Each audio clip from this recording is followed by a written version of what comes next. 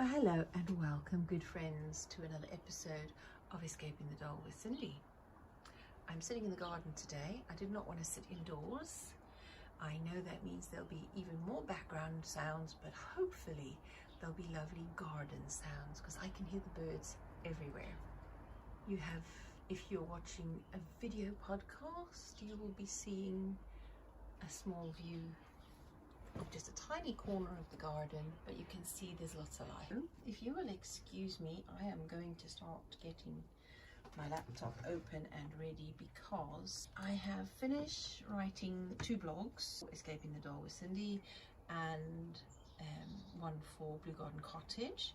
One dealing with, for this podcast and for the YouTube channel and for the blog, I'm dealing with self-reliance and also self-sufficiency and the difference between those. In my blog I discuss how in fact the differences are very small, but they're 2 actually closely related cousins in a much bigger topic called Provident Living.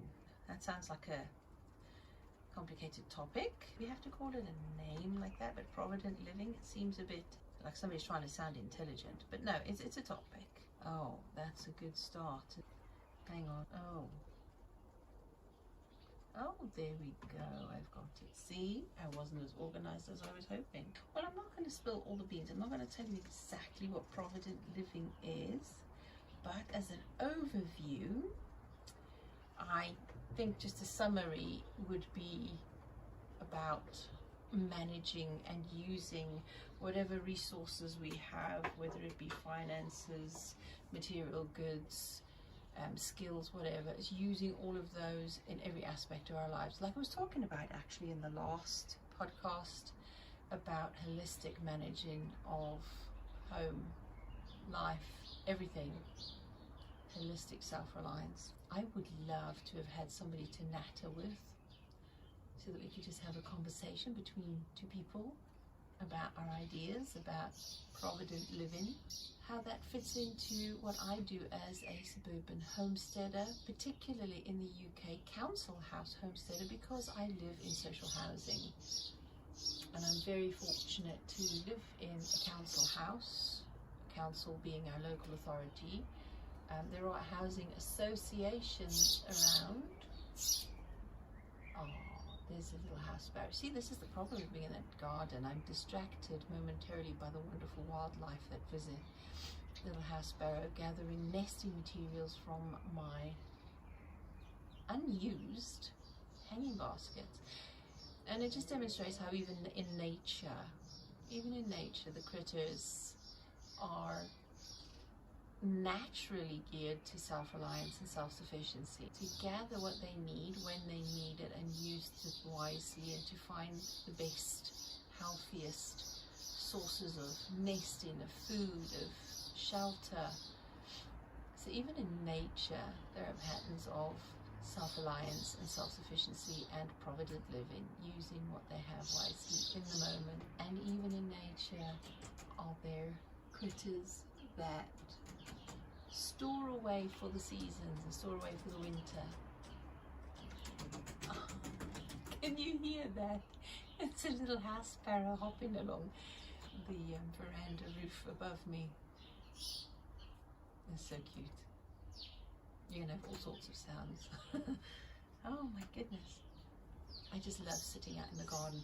We built this veranda so that we were able to use outside space and still enjoy the garden, whatever the weather or the season. And it has been such a blessing. We have had little birthday teas out here. We've had the grandchildren love sitting out here playing with the dolls' houses, sitting on the chairs, bringing their toys out. And it's been a wonderful place to sit, even in the rain. Not so pleasant in high winds and rain, because it still comes in, but it's been a wonderful place to be, and that helps part of our mental health and resilience, being able to be out in nature. And that's one of the purposes of the garden. Oh, just listen to that. beautiful. You know, for them it's probably a war cry or a territorial standoff. For us it sounds beautiful. This is soul medicine, sitting in the garden. I hope you have a space to sit out. You might not have your own garden. Maybe you're in an apartment block. If you're in a flat, you might not have a balcony. You might not have a communal garden attached to your apartment block or anything like that, but you might have a park nearby. You might have community gardens. You might have allotments, and you might have nature reserves and walks nearby. I mean, certainly where we are in Cardiff, we have a number of nature reserves and wonderful natural places to walk and footpaths and green spaces. So we're very fortunate where we are in South Wales to have so many places that we can be out in nature, even if we don't have a garden. But I would say that having a garden makes me exceptionally wealthy. One of the richest people in the world to have a garden and a place to sit, a place to enjoy nature, a place to grow food, even if not in the traditional sense of self-sufficiency, growing everything we need, but we grow food. And I do it because I love it, and because I want to keep the skill alive to do that and offset some of the costs of food and be able to grow my own, knowing what I put in the soil and on my plants. There are no, because I don't normally use pesticides and herbicides and things like that.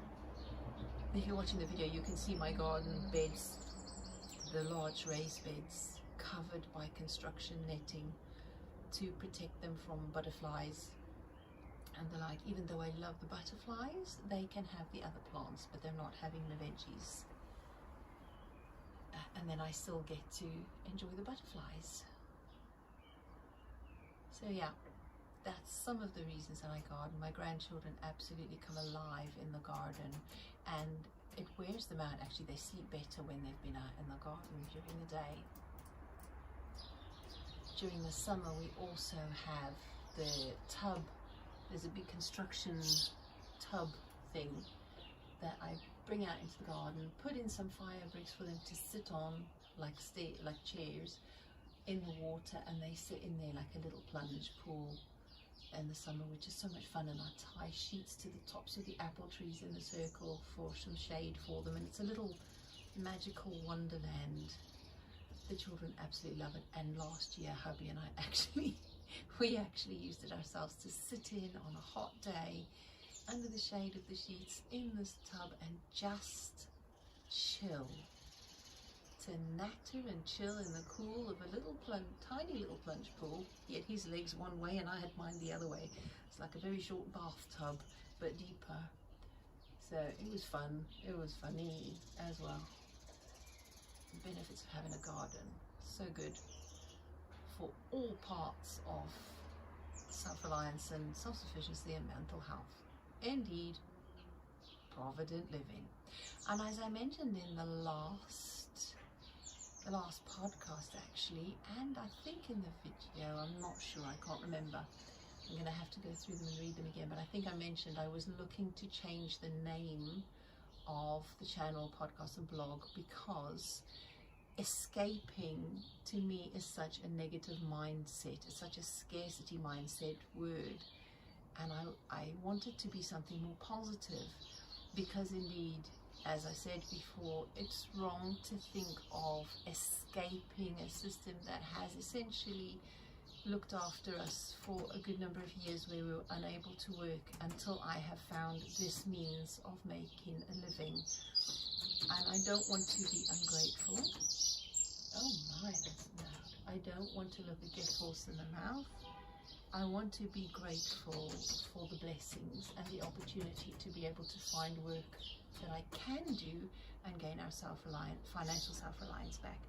So I don't want it to be a negative name for the business. I want it to be something positive, and I want it to inspire positivity from other folks, for other folks as well, for yourselves. So So I am thinking of using Provident Living, but is that just too vague for you? Please let me know. What would you think? How would you use Provident Living to come up with a better name? I don't want to use ChatGPT. I could put go to ChatGPT and ask it for ideas, business name ideas to do with Provident Living, and I might do if nobody responds to this podcast. Just as I could find something of a more abundant, positive spin on Provident Living and use that for this business instead of escaping the dole. Even though my aim is to help people who are on the dole to be able to find a way of getting as close to self-reliance and self-sufficiency as they possibly can by Provident Living. And I think that's one of the things, is using Provident Living to get closer to financial self-reliance, to get closer, because unless you are have a disability or a condition where you just never will be able to work at all, I think it's beneficial to try and get out as soon as you can, because it feels like a prison. It feels like enslavement or bondage to be tied to a social welfare system. Like I said, I don't want to be ungrateful, but there is so much of freedom to be had in finding something that we could do to provide for ourselves all the necessities of life, and even more by our own efforts as far as is possible, because it's not always possible for me. I know we've had quite a long time out of necessity having to live off social welfare until the last few years, whereas if you've been following on the other channel, you'll know that I've been trying to find a way that I can still work from home and give the amount of attention and care to the family needs as I possibly could. And I finally have, and now that I have, I'm determined to make it work, because I love the idea of more freedom, less loss of privacy, less loss of dignity, and be able to inspire even just my children to have the same kind of freedom and self-reliance and comfort, and so that is what this bit is about, Provident Living, and how could I use that topic instead of escaping the dole for a much more abundant mindset driven business.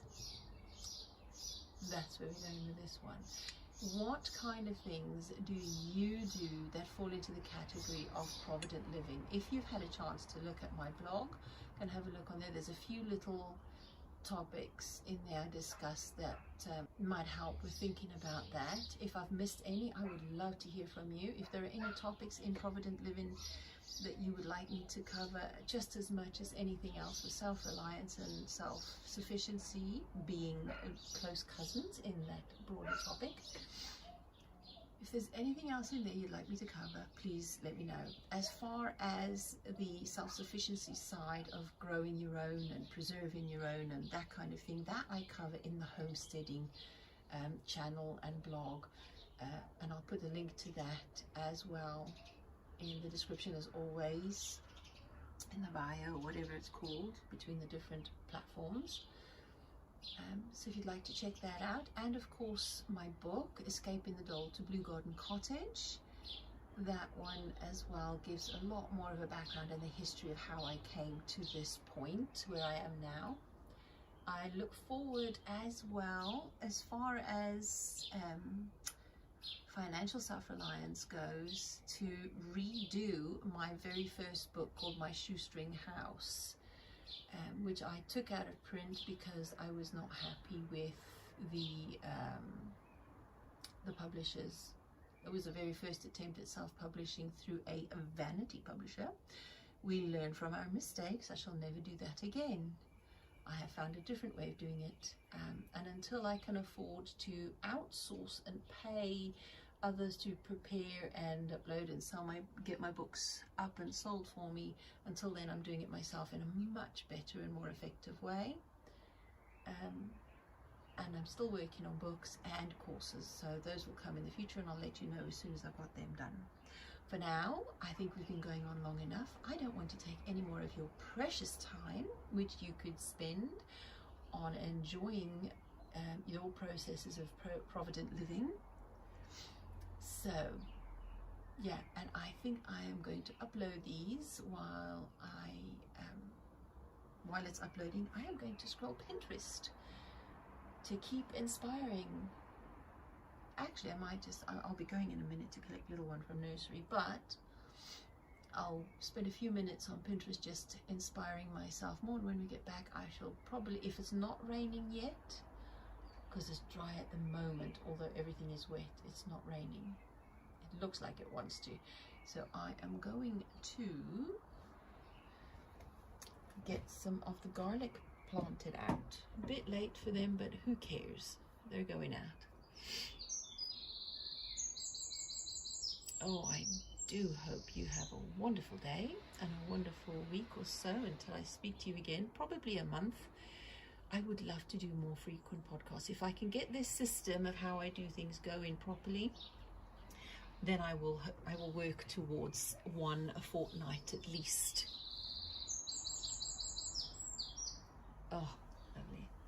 In the meantime, I am trying to get my blogs monetized, and while I'm waiting for my tax residency evidence to arrive from the HMRC so that I could submit that to Google AdSense, in the meantime, I have to get up, as I said in the last video, some volume of value quality blogs. So please let me know what you want so that I could give you quality and value as per usual.